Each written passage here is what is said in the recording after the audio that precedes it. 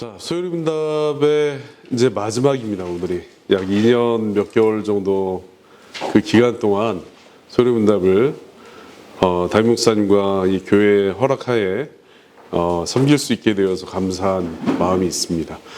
자, 이 100질문을 하면서 우리 주일학교 학생들한테 질문을 하나 문제를 내겠습니다.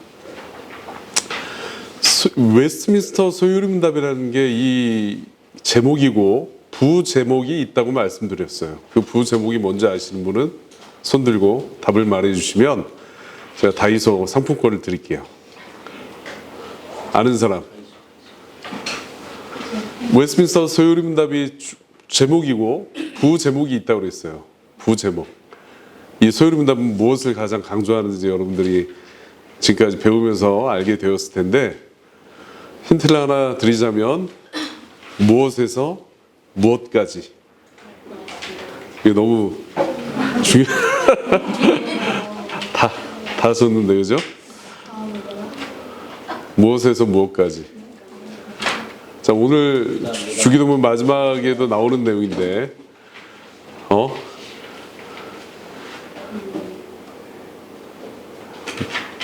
없으면 나는 좋아. 뭐, 돈이 굳는 거고. 자, 10 세겠습니다. 10, 9, 8, 7, 예. 5. 영광에서 영광까지. 영광에서 영광에 이르기까지. 영광에서 영광으로. 이게 부제목이에요. 그죠? 자, 오늘 소요리문답 마지막 부분에 우리가 한번 생각해 봐야 될 부분들이 있어요. 이게 뭐냐면, 주기도문, 주님이 가르치신 기도, 이 내용들을 한번 여러분들이 생각을 해보십시오. 이게 누가 가르쳐 주신 기도라고 했죠? 예수님이 가르쳐 주신 기도예요. 예를 들어서 존 칼빈이 가르쳐 준 기도라고 해도 엄청나게 판매가 되고, 와, 그 탁월한 식견에 우리가 감탄을 정말 드러내고 경의를 표할 겁니다. 혹은 존 오웬의 기도라고 해도 와, 청교대 황태자가 쓴 기도문이라니 정말 깊이가 있고 하나님의 영광을 풍성하게 묵상하는 내용이 다 들어있구나 라고 이렇게 감탄을 할 것 같아요. 근데 지금 이 배우는 내용이 누가 가르친 거라고 했죠? 예수님, 죄가 전혀 없으시고 영광 중에 계신 그 성자께서 제자들을 위해서, 특별히 저희들을 위해서 기도를 가르쳐 주신 거예요. 그 기도의 결론 부분에 예수님께서는 우리의 기도의 내용이 어떠해야 하는지를 다시금 짚어주시는 겁니다. 자, 우리의 모든 기도의 원천이 어디에서부터 나와야 하는가를 다루면서 그 부분이 무엇이냐면 하나님으로부터 우리의 모든 기도의 원천이, 근거가, 출발점이 시작되어야 한다라고 이렇게 가르치고 있는 거예요. 어떤 우리가 가지고 있는, 우리 자신에게 있는 어떤 가치나 우리가 가지고 있는 어떤 소유물에 있는 것이 아니고 우리에게 있는 어떤 정말 불완전한 그 상태에 있는 의의를 가지고 하나님 앞에 기도할 용기를 얻는 게 아니라 오직 하나님으로부터만 기도할 용기를 얻고 기도의 그 근거를 가지고 또 기도의 출발점을 삼을 수 있다라고 하는 거예요. 왜냐하면 자, 우리가 예를 들어서 제가 이제 예전에도 그런 예를 들었는데 아버지마다 이제 가지고 있는 재능들이 제한이 있어요. 그죠? 한계가 있잖아요. 이 땅의 아버지들은. 그래서 어떤 아이들은, 자녀들은 아버지에게 좀 더 비싼 걸 요구할 수도 있어요. 왜냐면 그 가정 형편이 여유롭거나 하면. 또 어떤 아버지는 스포츠의 능력이 뛰어나서 아빠 이것 좀 해주세요 라고 할 때 뭐 정말 높은 산에 같이 데리고 등반을 한다든지 여러 어떤 능력들의 그 편차에 따라서 해줄 수 있는 것들이 있고 해줄 수 없는 것들이 있어요. 근데 우리가 이제 정말 노을 자리를 보고 다리를 뻗으라는 예 속담이 있듯이 그 각 가정의 형편에 맞게 또 각 가정의 아버지의 그 상황에 맞게 어느 정도 자녀들의 눈치를 보고 이렇게 요구를 하는 거예요. 이제 저 같은 경우는 저희 아이들이 이제 어릴 때부터 생일 선물을 이제 이렇게 뭐 갖고 싶냐 그러면 색종이를 유치원 때부터 초등학교 거의 한 5학년 때까지 색종이 선물을 해준 것 같아요. 별로 이렇게 원하는 게 크지가 않아가지고 이렇게 해줬는데 우리 하나님께서는 어떤 분이시냐면 영원한 주권을 가지고 계신 분이에요. 영원한 권세를 가지고 계세요. 또 영원한 영광을 가지고 계신 만왕의 왕이시고 만주의 주님이십니다. 그러므로 이 하나님께 기도하고 하나님으로부터 출발하는 것이 마땅한 이유 중에 하나가 무엇이냐면 하나님께서 능히 우리의 기도를 응답하실 수 있고 들어주실 수 있으며 그 모든 그 소원들을 갚으실 수 있는 분이 바로 하나님이시다라는 거예요. 우리 육신의 아버지들은 때때로 내가 약속을 하잖아요. 시온이나 가온이에게 약속을 했는데 여러 가지 측면에서 그 약속을 이행하지 못할 때가 가끔 있어요.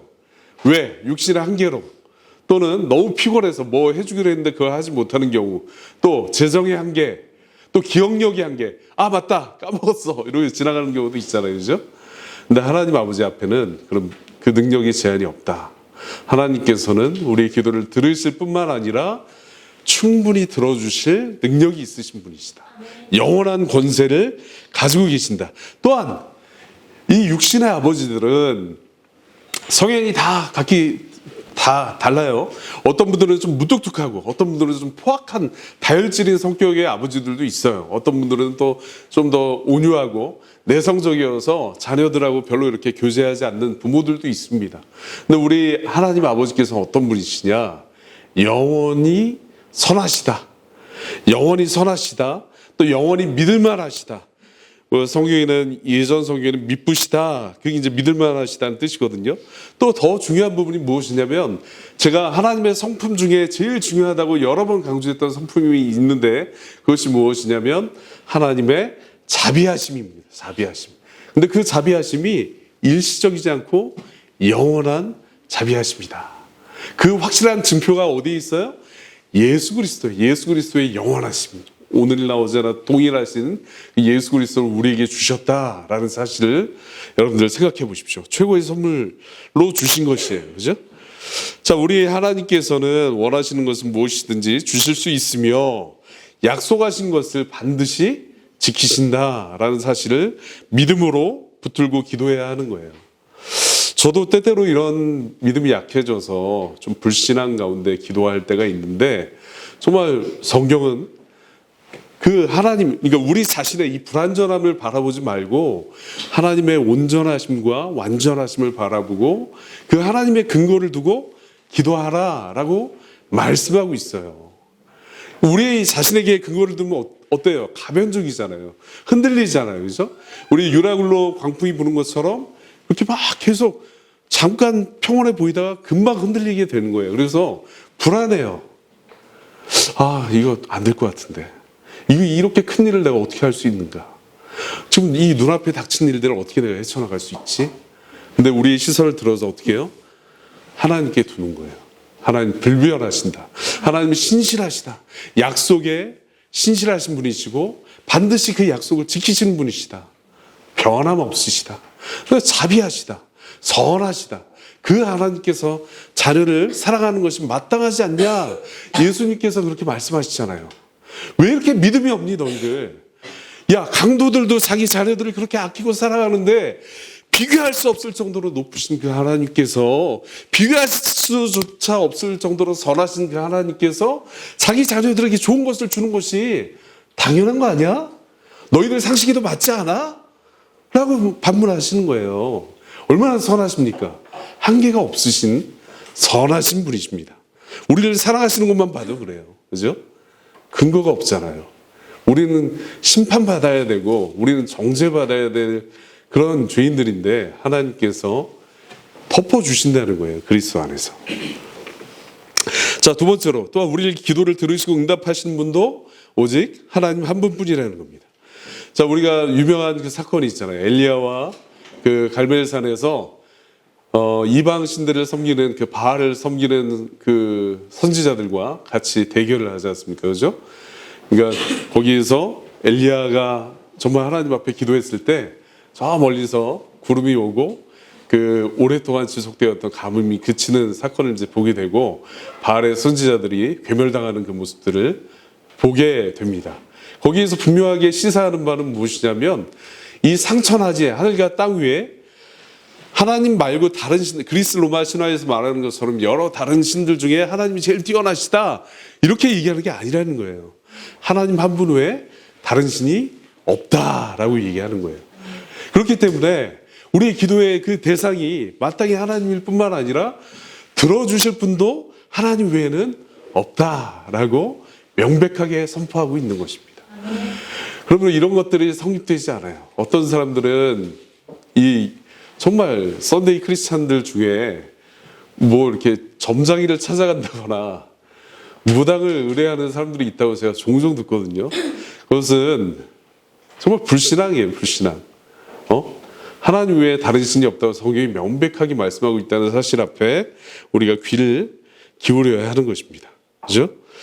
그 다음에 이 하나님께서 우리에게 이 기도의 응답해 주시는 것은 우리가 가치 있거나 우리가 정말 어떤 잘나서 그 기도에 당연히 주세요. 하나님, 저희 이 기도에 응답해 주십시오. 라고 기도할 때, 그래, 너는 그럴 만한 자격이 있어. 라고 해서 주시는 것은 또 아니에요. 사실은. 그죠? 본질적으로는 그렇습니다. 물론 자녀이기 때문에 자녀된 사람들에게 아버지로서 하나님께서 기쁨으로 주시지만 우리가 더 생각해야 될 부분은 무엇이냐면 하나님께 우리가 마땅히 무언가를 요구할 만한 위치에 있지는 않다라는 거예요. 그래서 우리의 신앙의 선배님들은 항상 이것을 놓고 기도했어요. 이게 뭐냐면 우리의 무가치함을 깊이 인식하고 깨닫고 경험하게 해주십시오라고 하나님 앞에 기도했어요. 왜 그럴까요? 왜 그렇게 기도해야 할까요? 그럴 때에만 오직 자신의 그 무가치함을 알 때에만 예수님의 그 가치를 붙들고 싶은 욕망이 생기기 때문에 그렇습니다. 이게 신앙 선배들이 끊임없이 기도했던 거예요. 여러분들 제가 정말 놀라는 것 중에 하나가 뭔지 아세요? 그 신앙 선배들의 전기를 읽어보면 이 사람들은 저가 봤을 때는 완벽하게 크리스찬이거든요. 너무나 탁월한 경건이 있어요. 막 하루에 3-4시간 자면서 온통 기도하고 묵상하고 하나님의 영광을 높이는 일에 관심이 거기에 포커스가 딱 맞춰져 있어요. 그래서 이거는 정말 제가 짓는 죄하고는 퀄리티 자체가 너무 비교할 수조차가 없다. 마땅히 성도다. 근데 이분들이 어떤 고백을 하냐면 제가 좀 그게 놀라운데 내가 거듭나지 않았을 수 있습니다. 라고 기도하는 하나님 앞에 그렇게 겸손하게 혹시나 내가 구원받지 못했다면 근데 정말 그 대부분의 또 많은 시간들은 확신 가운데 거하기는 하거든요. 그럼에도 불구하고 그런 기도가 나오는 이유 중에 하나가 무엇이다? 아까 말씀드린 것처럼 주님, 저의 무가치함을 깊이 깨닫게 해주십시오. 지식과 말로만이 아니라 전인격적으로 깊이 경험케 하여 주옵소서. 그로 말미암아서 제가 제 자신의 이 무가치함을 알 때 역시 나는 소망이 없다. 나는 내 자신을 의지할 수 없다. 그리스도만 의지해야 돼.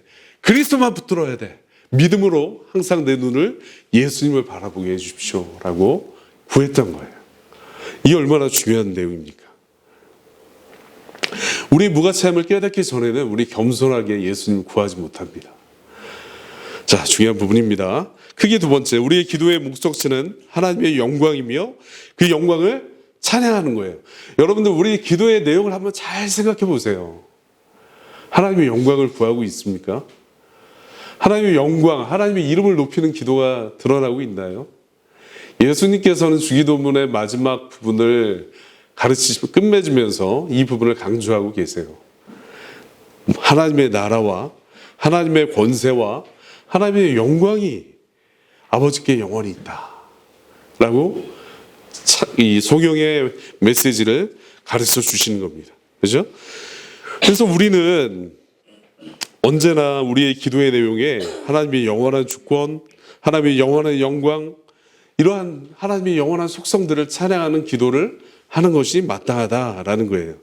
그분의 이름의 높으심과 하나님의 통치를 통해 하나님의 능력이 드러나게 되기를 기도해야 하는 거예요. 근데 얼마나 우리의 기도가 정말 빈약하고 좀 이런 말씀 죄송한데 거지 같습니까? 그지 같아요. 정말 기도가 풍요롭지 못하고 좀 그지 같아요. 이게 빈약해요. 이게 뭐냐면 정말 그 눈앞에 있는 것들만 정말 근시안적으로 구한다는 거예요. 아주 그 정말 내 필요한 것들을 내 정말 원하는 것들만. 그러니까 내 원하는 것들이 그 수준이라는 것은 사실은 영적으로 상당히 빈곤한 상태에 있는 것이다라고 말할 수 있는 거예요. 우리 입술을 통해서 하나님의 영광을 높이는 일들이 드러나지 않는다면, 우리 목사님께서 자주 인용하시는 10 문둥병자 중에 한센병 환자가 고침을 똑같이 받았지만 돌아와서 하나님 앞에 영광을 돌리잖아요. 그죠? 바디메오가 소경이었는데 구원을 받은 다음에 눈을 뜨게 된 후에 하나님 앞에 영광을 돌려드리는, 이게 합당하다라는 거예요. 그러니까 그리스도를 붙드는 사람은 그 그리스도를 높이는, 그리스도의 아름다움을 찬양하고 하나님의 영원한 주권을 찬양하는 기도가 그 삶 가운데 드러나게 돼 있다라는 거예요. 이 중요한 부분입니다. 그리고 하나님의 약속을 신뢰하고 하나님의 영광이 탁월하심을 찬양하고 그분의 이름을 높이는 것, 또 아까 말씀드린 것처럼 그분의 성품을 높여드리는 그 기도가 우리에게 마땅히 있어야 한다. 자, 세 번째로 중요한 부분이, 모든 기도의 끝에는 이 소요리문답에서 가르치는 것 중에 하나가 아멘으로 화답하는 내용이 있어야 한다라는 겁니다. 자, 아멘. 아멘이 무슨 뜻입니까? 아멘. 진실로 그렇다. 네, 그렇게 될 것을 믿습니다. 예, 동의합니다. 이 뜻이 다 들어있는 거거든요. 그러니까 이렇게 기도를 하면서 항상 그 정말 믿음으로 기도할 것을 하나님께서, 또 사도들이 이렇게 강조했던 이유가 뭐냐면, 우리의 기도를, 우리가 소요리 문답 예전에 한 중반 정도에 나눴던 내용이, 저도 그 문답은 기억이 안 나지만 거기 그런 내용이 나오잖아요. 하나님 앞에 기도로 나아가면서 하나님을 신뢰하지 않고 그냥 입술로만 떠드는 것은 하나님을 얼마나 기만하는 행동이냐, 큰 죄악이다라고 이렇게 얘기를 했었거든요. 그러니까 정말 하나님 앞에 이 기도의 끝을 맺으면서 아멘이다, 예수님의 이름으로 아멘, 이렇게 고백하는 것은 내 기도가 하나님께서 들으시고 또 은혜를 베풀어 주실 것을 기대하는 마음이 들어있고, 또 하나님께서 그렇게 이끌어 주실 것을 확신하는 마음이 포함된 고백이다라는 거예요. 중요한 부분입니다. 그죠? 우리의 소원에 응답해 주실 것을 확신하는 마음이 아멘에 들어있는 거예요. 그래서 여기 빨간 글씨로 제가 표시를 했는데, 네, 진실로 그렇습니다, 하나님. 네, 정말로 맞습니다. 네, 그렇게 될 줄로 믿습니다. 고린도후서 1장 20절에 하나님의 약속은 얼마든지 그리스도 안에서 아멘이 되나니, 그래서 그로 말미암아 우리가 아멘하여 하나님께 영광을 돌리게 되느니라 라는 그 고백이 우리의 기도가 있어야 되는 겁니다. 그래서 우리가 아멘으로 기도를 마칠 때 겸손하게 모든 것이 하나님의 뜻대로, 하나님의 방식대로 이루어질 것을 믿음으로 붙들고 고백하는 거예요. 이 기도가 하나님 앞에 올려드려지는 합당한 기도입니다. 자, 마지막으로 제가 여기 적어놓긴 했지만, 하나님의 영광을 위한다, 하나님의 영광을 위하는 삶이 무엇인가, 이렇게 질문을 했을 때 여러분들 어떻게 답을 할 수 있을까요?